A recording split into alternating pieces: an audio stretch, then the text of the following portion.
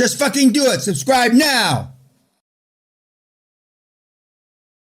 About 27 years ago, when I first started, about a year after the seminar, I was invited by the guys to New York City to help turn the franchise around. And when I got up to Buffalo, to where they were doing the seminar, I walked in and there was a big picture of Tony Robbins, just kind of like this, on a big screen. And there was about 45 or 50 people in the audience. They were expecting Tony to show up. Didn't show up. If they had read as legend has it, if they read the contract carefully anyway, it was him in person or a reasonable facsimile. So the seminar was this. And there was a lot of pissed off people, right? But we're going back. I meant to mention it last night and I forgot. I was probably excited because Marcus was here. But we're going back. I'm Mr. Peña to you. We're going to go back to when we produced a lot of billionaires. I'm not Dan. And I'm certainly not Danny. I'm Mr. Peña. So that's how you refer to me now. And the reason I did that back in the 90s, from 93 to about 2005-ish, is because familiarity breeds contempt. Now, you may understand intellectually what those words mean right now. But by the time this motherfucker's over, you're going to really understand it. Because to me, you're just a fucking number. He's a black number, he's a female number, and I could put a bullet in your fucking head and not even lose 1 microsecond of sleep. Because I'm not in the position, I don't want to be liked, I want to be effective. And everybody in this room, some lesser, but some of you greater, want to be liked more than you want to be effective because you're a fucking pleaser, because your parents were cunt pleasers and your grandparents were cunt pleasers. Now, I said last night, I believe, when I was standing up here, I looked at the teaser. I don't know why anybody comes to the seminar after they look at the teaser. I just looked at it again to make sure I was not delusional. I say everything humanly possible for you not to come here. You're wasting your fucking money because most of you are going to fail. I listened to it, I stopped it, then I started it again, and I said, fuck, Dan. But it's the truth. Down deep inside, even though you want to be liked rather than effective, there's a core of something in your DNA, in your string. Someplace, there's a core. Well, I'll give this one more shot. Now, Marcus is here for a completely different reason, but, you've tried everything known to man. We are the last bar in the last town, and the world is flat, and after us, it's the abyss. It's hell. For some of you, and especially for a couple, 3 of you old geezers. But I flipped older. The oldest I've ever flipped is 77 years old. The youngest, 13. To the dark side. And that's what I do. I am the Darth Vader of financial information. And why do I do it now? I've lived here for 35 plus years. I haven't had to work in a long, long time. But I'm on a mission to make you guys wealthy. Now, what greater project in life is to make Nimrod morons rich? What greater? There is no. I underestimated the pig fucker. God love you. I mean, if I would have bet $1 trillion, that wouldn't have happened. I would have bet all the money on the fucking planet, all the Bitcoin. It's overwhelming to me. It's like making an Einstein out of a rock. You never can underestimate how wrong you can be. And I was wrong, and I take my hat off to the Belfast kid. If you want it bad enough, kids, you can do it. It's all in your emotional bank account. We're talking about a kid that we're going to spend some time discussing, and he's going to do a webinar for us. A kid that came to 2 seminars ago that I would have bet my net worth that this kid couldn't make it. They made fun of him in the class. I wasn't the only one making fun of him. They made fun of him. Because he smelled like a pig fucker. He talked like a pig fucker. He was a goat farmer or some shit, But to me, he's forever a pig fucker. And in 26 days, we had a webinar with him. He told him he was going to crush it. He was leaving for a 2 o'clock appointment that day. That night, I got an email. He had done his first deal. 5.6 million pound healthcare facility. 26 motherfucking days. And the entire class laughed at him. Not dissimilar to when they used to laugh at Josh Kim when he came here at 17. Everybody laughed at him. Who's laughing now? Now, it's no accident or coincidence that those two estates look alike. In 1983, when I set a goal, we're going to talk quite a bit later in the seminar about goals and affirmations.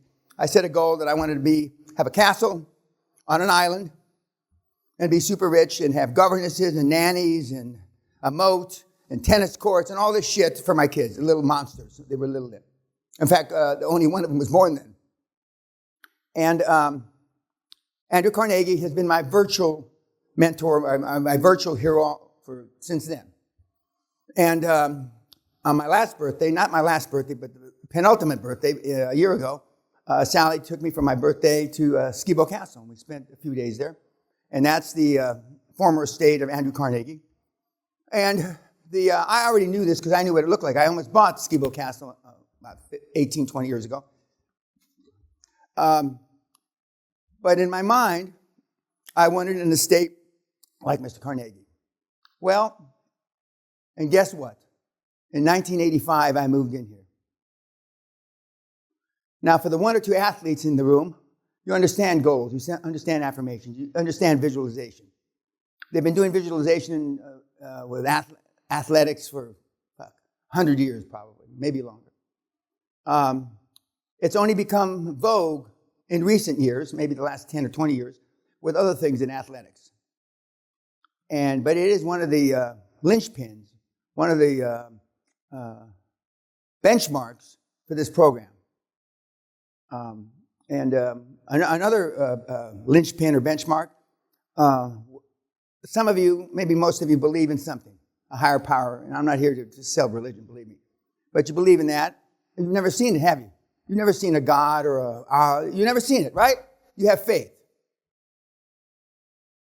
Well, if you don't have faith in this cocksucker, you're going to fucking fail, and you wasted your fucking money, you ought to go home now. And there's no refunds. So you better believe in something, because you will fucking fail big time, and then you go to Reddit and say QLA doesn't work. And what you really ought to say is, I'm a cunt, a miserable cunt, and I ought to douche myself every morning because it didn't work, because I didn't work. The only time QLA doesn't work is if you sorry cunts don't work. You're going to get beaten up by my poster child right now, Thomas from Canada, the day, second to last day, and he's going to say, look in front of you, look behind you, look to the left and look to the right, and they're all going to fail. He's giving you the benefit of the doubt that you're not. And he's my current poster child. He's crushing it right now. Because unless you work, I stand corrected. I said before, there's nobody up there with a six-pack. I don't like to eat my words, but last night I asked Marcus, and he says, I don't have a six-pack like I used to, which implies that he maybe still has kind of a six-pack, which I've never seen the ridges in my stomach. I've always had some amount of fat over them. But other than Marcus, there's nobody up there with a six-pack. Running, lifting weights are procrastinations. If you run more than 30 or 40 minutes a day, it's a waste of time. If you lift weights more than 30 or 40 minutes 3 times a week, you're wasting your time. Or I'll put it another way. How's your fucking program worked out so far? Other than Marcus, nobody's program in this room has worked out so far. But you continue to do it, right? But unless you have some faith, this is never going to happen for you. Never. And when we were at Skibo, this estate is much nicer appointed than that. I'm sure if he was still alive, it wouldn't be like, I wouldn't be able to say that. And even though he was only about this tall, when you go through the state, and we stayed in his daughter's suite, right next to his suite, and the doors are the regular size, but the door handles are here. And I didn't really notice it because almost all the doors were open. But then when I finally had to open a door, and I had to go because it was short. But that's been in my head since the early 80s. When I grew up, they used to say, when you grow up, who do you want to be like? Well, when I grew up, I wanted to be an alpha male like my dad, and I wanted to be Andrew Carnegie, though. But if you don't have faith, kids, you're going to have a fucking tough time.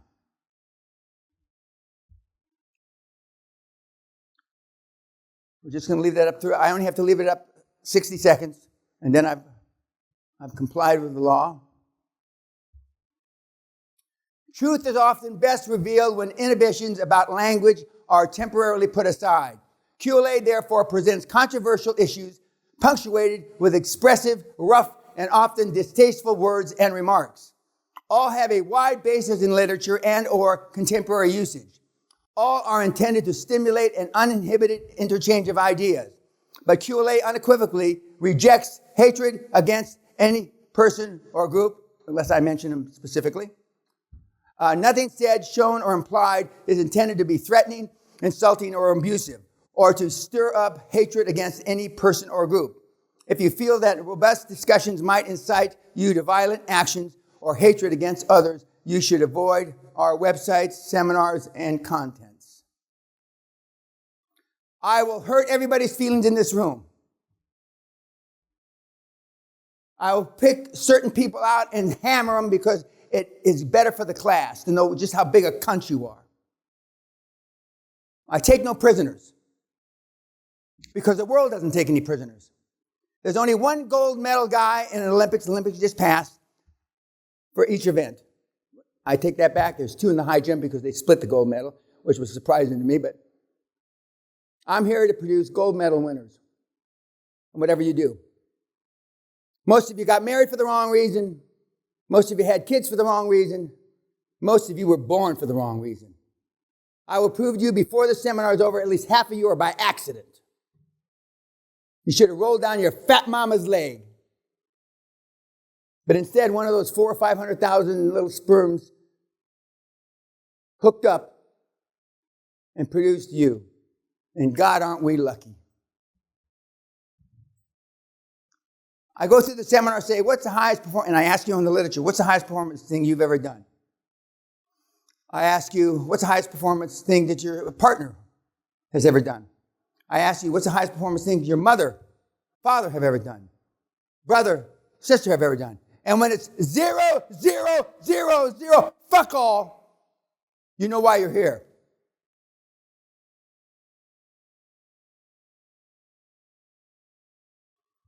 I said it last night, I'm going to say it again. During the seminar lecture, blah, blah, blah, no cell phones. If you have to use your cell phone, go outside and a break. No cell phones at dinner. One of the things that we differentiated back when we produced most of our billionaires, we took your cell phones away from you and we locked them up for a week. We disconnected all the phones in the castle. But they drank at breakfast, they drank at lunch, and it was sex, drugs, and rock and roll. And I didn't promote it, but there was a lot of bodily fluids transferred. There was a lot of fucking going on. I had a Bloody Mary up here, back in the old, not here, but in the next room. As I said last night, and I've said on YouTube several times, because we were set up this way, even during Corona, although a number of you didn't make it because of the quarantines, etc. I went back and had time to study what worked and what didn't work. There's 3 or 4 seminars in the last 4 or 5 years that have produced 4, 5, 6, 7, 8 superstars. One of which was Josh Kim, August of 2016, I guess.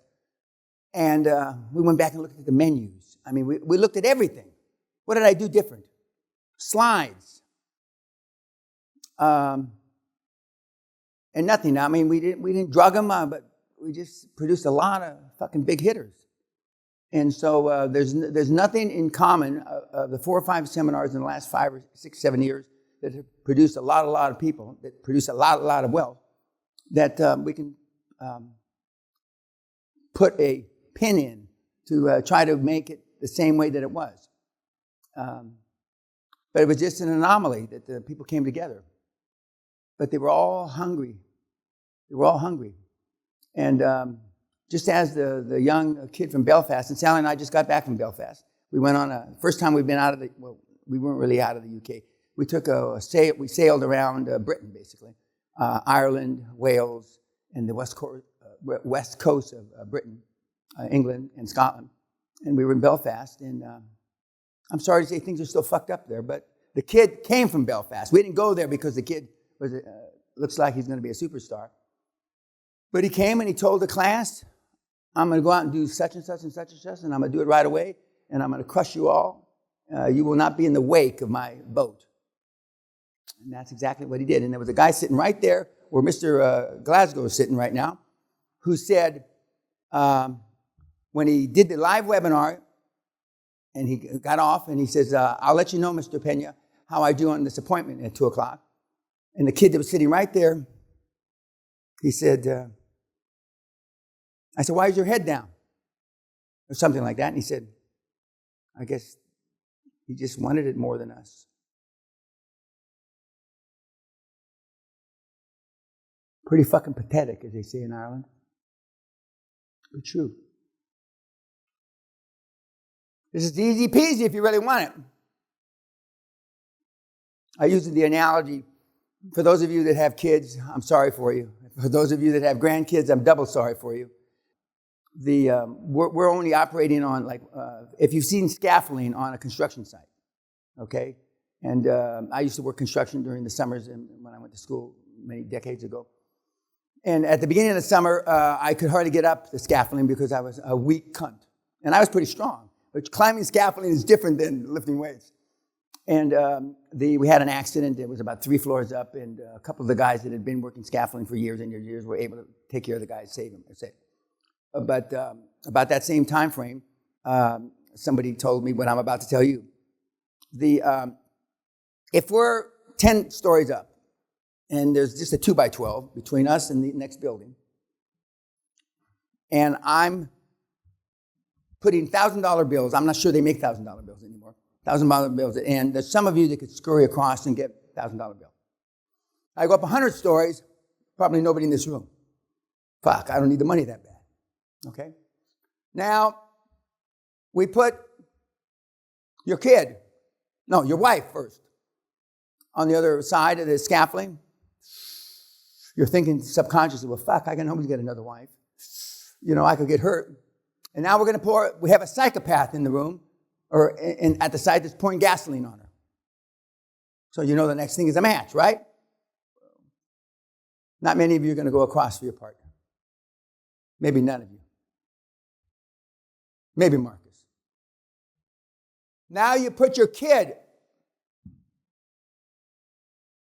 A few of you are going to try to scramble across. Some of you will fall off. There are some things worth dying for, aren't there?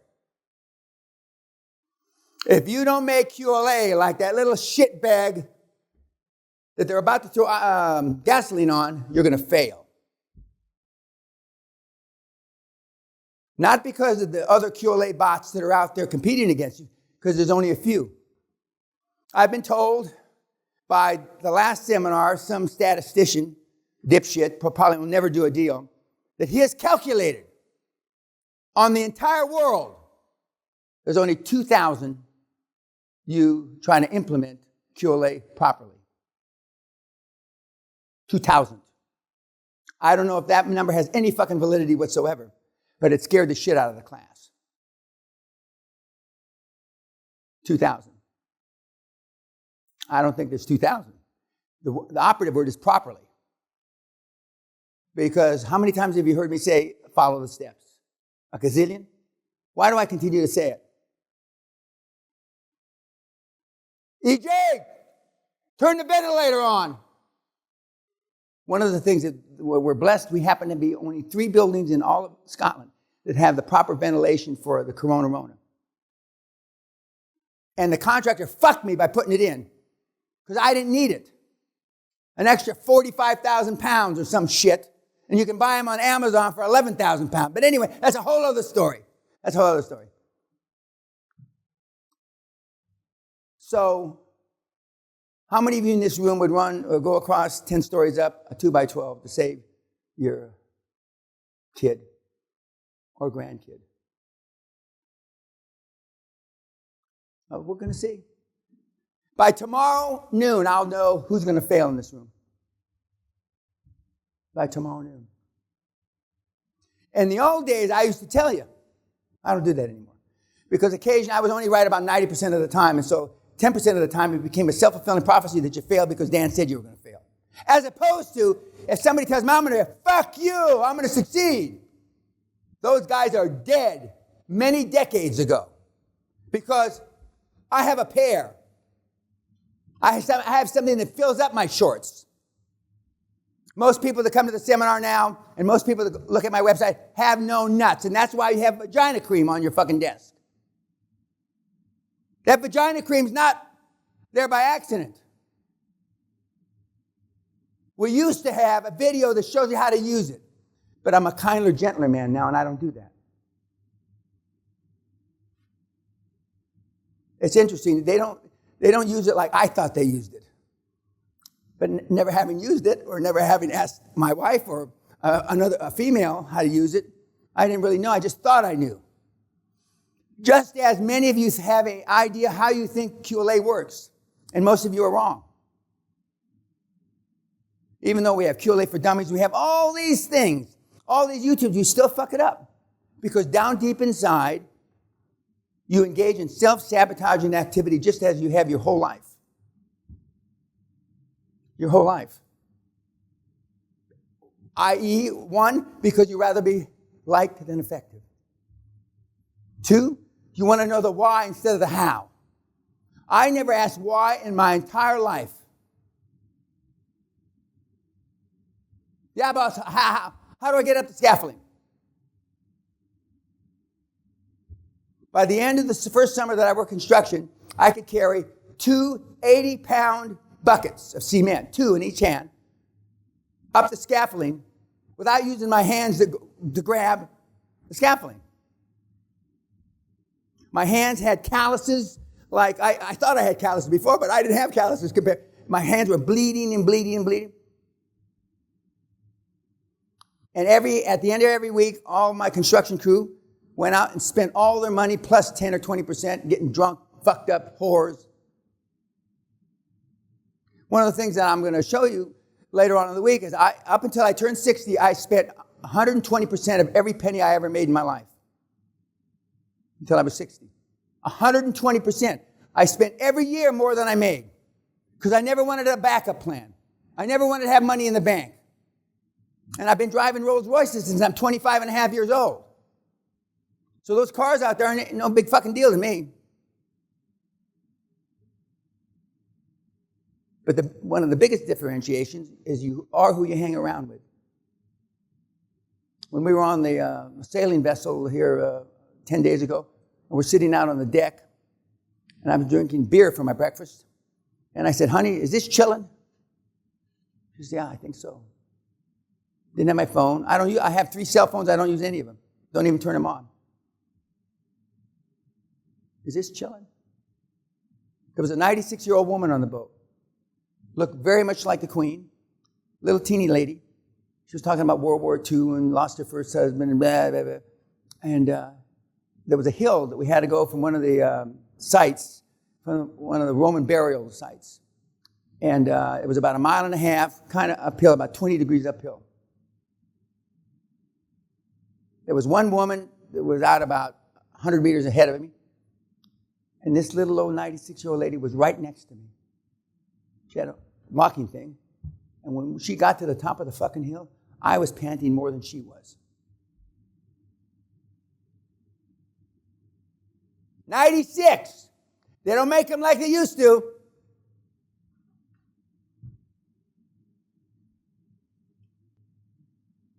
Ladies and gentlemen, once upon a time, you had a dream. You saw life as an exciting challenge, and you took a gutsy chance. You made a terrifying leap into the unknown and survived to experience the sweet taste of victory. I don't know when it was, but I do know you did it. Otherwise, you would not be sitting in this room. Perhaps it was a death-defying skateboard or bike trick.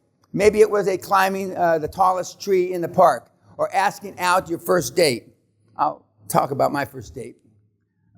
Many of you will have at one time taken the frightening step of starting your own business, stacking all the chips on your table, and betting everything you own on your ability to win. Whatever you did, you took what I call a quantum leap. You challenged the world, and you were invincible. You fought, you dared, and you won. Then something happened to you.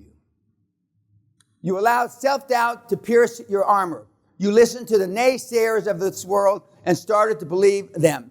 You started to question your abilities. What if my success was just a fluke? Maybe I just was lucky. Supposing I can't repeat the stunt. You started to falter, to doubt. In short, you stopped playing to win and you began playing not to lose. I'm here to tell you that there is a very big difference between playing to win and playing not to lose. It's a difference between super success and lukewarm mediocrity, between winning the game of life and losing or barely surviving. This seminar has one purpose only, to rekindle and strengthen within you the searing flame of desire to make another quantum leap, then another and another, until you reach the stratospheric levels of success and leave all competition behind you in the dust. This seminar is about making you really and truly believe in yourself like you never have before, forcing you to recall a time when you acted as though you had no limits to your abilities, when you leapt the chasm and landed victorious on the other side. More importantly, this seminar is about daring, fighting, and winning. I want to tell you at the outset that there is no success without risk, no fighting without action, and no winning without sacrifice. If you are not willing to dare to take decisive action and sacrifice many aspects of a normal life, then this seminar is not for you. I'm here to say you can't have it all. I'm going to repeat that. I'm here to say you can't have it all. And any touchy-feely, silk-suited guru who tells you otherwise is just wrong and he hasn't done it himself. But if you are willing to listen and learn, if you're prepared to avoid the company of morons and ignore conventional wisdom, if you will join with me and look the world straight in the eye, dare it to stand in your way, and take powerful, decisive action, then each and every one of you can become much more successful than you are. Whoops. This is not some happy, slappy, feel-good, rah-rah rally. I'm not here for you to like me. That's a fucking understatement. If you want a friend, buy a fucking dog. I'm here to tell you how to load your pockets with so much money ripped out of your business or the business yet to be formed that they will need a crane to haul you out of there. If I have to slap, kick, punch, and drag you over the finish line, then that's what I'll do. I'm going to make you feel uncomfortable. I'm going to call you names and sometimes act like a nasty drill sergeant. I'll be up here doing whatever it takes to make you realize one thing. You've been too comfortable. You've plumped your sorry ass down on a comfy chair a long time ago and have all but forgotten the warrior you once were. My task over the next week is to get you out of your armchair and tune you into a lean, mean, fighting machine ready to take on the world, ready to take on your own make your own quantum leap, personally, in all aspects of your life, and ready to haul away cash in the tens of millions or more. I trust you will carefully listen to my message. And remember, you came here for me to challenge your limits, and I will, not to like or love me. I strongly suggest you keep that in mind, or it will be an extremely tough week. It will be tough enough without any extra burdens. Now, I cleaned up that you're all cunts. Not because I give a shit about political correctness, but we're going to talk about the demise of the world, the planet. And political correctness is nothing more than a euphemism that I'm not okay, and I want you to feel sorry for me.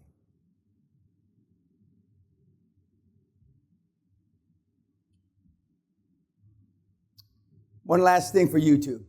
This is from, I have had rabbis, priests, nuns, shaman, whatever all the other religions' heads here. This is from a Catholic priest who's been here 3 times. More than a seminar. Mr. Peña's seminar is more than a seminar. It is a very important fact to read about Daniel S. Peña for others, world's top leaders. His life, his work, to read his newsletters and to take success tests from his site. But to attend the seminar in the 15th century Guthrie Castle home is essential difference. It's not about cerebral motions, raising your sales 20% or more, or only think about your success. To gaze into your boyfriend's or girlfriend's eyes and understand, feel anything, or walking on glass pieces, although it could be all of them. But it's more, it's a rebirth. You will revalue yourself, your childhood, your adult youth, adult time, current time, your family, your parents, kids, friends, all the areas of your life, and no doubt you will ask yourself some questions, and you also will see your future. The 7-day castle experience is unique. The castle, the estate, the plate, the drinks, the staff. You like to drink, Father George, but anyway. Drinks, the staff, everything is exclusive. And the lessons, 10 hours a day, the whole presentation, the special individual time with Mr. Peña, one of the world-class business living legends, thank you, Father George, to discuss your dream, vision, and future. There's no tire work with you. You are till inside your very soul. You will come back home, another person, another you, prepared to say goodbye to you as you are now, forever. Like Saint Apostle Paul said, a new man, stroke woman, will born from the old you because of God and Mr. Peña. Okay, that's a little heavy for me, but so go to his extravaganza seminar at his fabulous castle, blah, blah, blah, blah, and high performance, and we will talk after. Father George. He's the highest producing revenue priest in Romania. And you don't measure priests by how much revenue they do. Okay, YouTube, thank you.